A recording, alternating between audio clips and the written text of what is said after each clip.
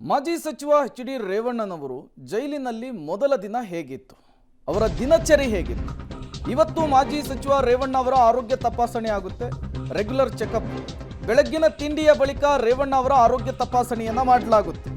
ಬೆಳಗ್ಗಿನ ಉಪಹಾರಕ್ಕೆ ಪುಳಿಯೋಗರೆ ಮತ್ತು ಕಾಫಿಯನ್ನ ಎಚ್ ಡಿ ರೇವಣ್ಣ ಅವರಿಗೆ ಕೊಟ್ಟಿದ್ದಾರಂತೆ. ಎಲ್ರಿಗೂ ಏನನ್ನ ಕೊಡ್ತಾರೋ ರೇವಣ್ಣ ಅವರಿಗೂ ಕೂಡ ಅದನ್ನೇ ಕೊಟ್ಟಿರುವಂಥದ್ದು. ಇವತ್ತು ಜಾಮೀನು ಸಿಗುವಂತಹ ನಿರೀಕ್ಷೆಯಲ್ಲಿ ರೇವಣ್ಣ ಇದ್ದಾರೆ.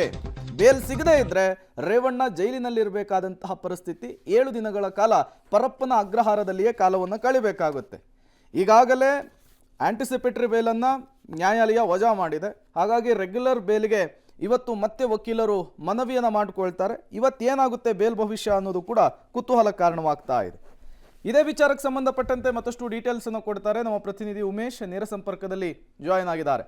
ಉಮೇಶ್, ಮೊದಲ ದಿನ ಪರಪ್ಪನ ಅಗ್ರಹಾರದಲ್ಲಿ ಎಚ್ ಡಿ ರೇವಣ್ಣನವರು ಕಾಲವನ್ನು ಕಳೆದಿದ್ದಾರೆ. ಹೇಗಿತ್ತು ಮೊದಲ ದಿನ? ಇವತ್ತು ಏನೆಲ್ಲ ಪ್ರಕ್ರಿಯೆಗಳಾಗುತ್ತೆ ಅಂತ? ಪ್ರೇಮ್, ಎಚ್ ಡಿ ರೇವಣ್ಣ ಅವ್ರು ನಿನ್ನೆ 4:30 ಸುಮಾರಿಗೆ ಪರಪ್ಪನಗರ ಜೈಲಿಗೆ ಕಳಿಸಿದ್ರು. ಕಳಿಸಿದ ನಂತರದಲ್ಲಿ ಪ್ರಾಥಮಿಕವಾಗಿ ಅವರಿಗೆ ಜೈಲಿನ ಒಳಗಡೆ ಕೂಡ ಪ್ರಾಥಮಿಕ ಚಿಕಿತ್ಸೆ ಅಂದರೆ ಎಲ್ಲ ಪ್ರಾಥಮಿಕವಾಗಿ ಚೆಕ್ ಮಾಡಬೇಕಾದಂಥ ಕೆಲವು ಬಿ ಪಿ ಶುಗರು ಸೇರಿದಂತೆ ಕೆಲವೊಂದು ಚೆಕ್ಗಳನ್ನ ಮಾಡಿರುವಂಥದ್ದು. ಅದಾದ ನಂತರದಲ್ಲಿ ವಿಚಾರಣಾಧೀನ ಕೈದಿ ನಂಬರ್ ಕೊಡ್ತಾರೆ.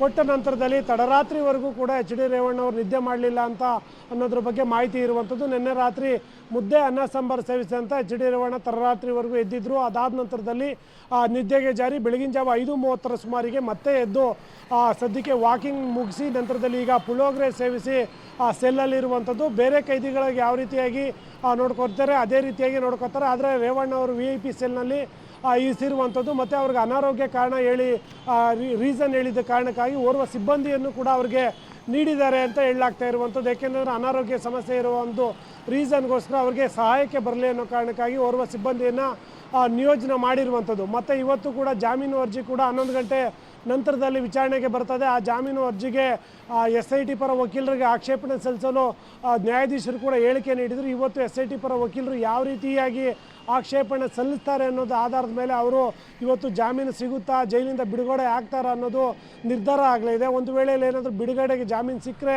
4-5 ಗಂಟೆ ನಂತರದಲ್ಲಿ ಅವರೇ ಬಿಡುಗಡೆ ಆಗುವ ಸಾಧ್ಯತೆ ಇದೆ. ಬಿಡುಗಡೆ ಏನಾದರೂ ಅವ್ರಿಗೆ ಜಾಮೀನು ನಿರಾಕರಣೆ ಆದರೆ ಮತ್ತೆ 1 ವಾರಗಳ ಕಾಲ ಕೂಡ ಎಚ್ ಡಿ ರೇವಣ್ಣ ಅವರು ಜೈಲಿನಲ್ಲೇ ಕಳಿಬೇಕಾದಂಥ ಪರಿಸ್ಥಿತಿ ನಿರ್ಮಾಣವಾಗಿರುವಂಥದ್ದು. Prem, okay, thank you Umesh ತಮ್ಮೆಲ್ಲ ಮಾಹಿತಿಗಾಗಿ. ಸೊ ಎಲ್ಲ ಬೆಳವಣಿಗೆಗಳು ಈಗ ಏನಾಗ್ತಾ ಇದೆ, ಸಾಮಾನ್ಯವಾಗಿ ಜೈಲಿನಲ್ಲಿ ವಿಶೇಷವಾದಂಥ ಆತಿಥ್ಯಗಳು ಏನು ಇರೋದಿಲ್ಲ.